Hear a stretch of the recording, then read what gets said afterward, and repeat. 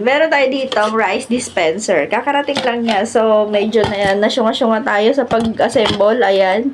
Dahil first time ko makakita ng ganito. Dahil sa probinsya wala namang mga ganito. Ayan. Balde lang ng biscuit carry na. Ayan. So, ito siya. Yung rice dispenser na pang sosyal. Na para kanina ka. Ayan o. May pindutan din siya kapag kalalagyan mo ng bigas. Ito. Ito na yung pinakatakalan. Ayan siya, and then yan. Tapos dito ano yung bigas. Lalabas na siya. Tapos ayun, magsasaing ka na.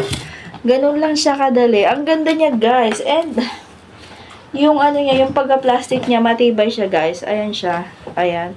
Hanggang ilang kilo kaya ang kaya dito? Siguro mga 5 kilo.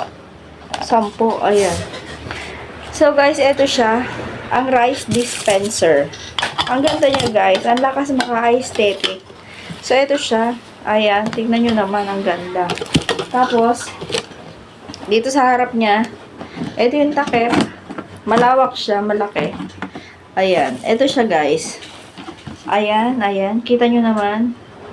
Ayan yung labas. Bigas. So, malaki siya. So, guys, kung gusto nyo din ng rice dispenser na to, ang lakas maka-aesthetic. Ilalagay ko yung link dyan sa baba. Ayan, o. I-check out nyo na lang dyan sa Yellow Basket. Ayan. Ang ganda niya. Oh, 'di ba? Dito makita yung level ng bigas, oh.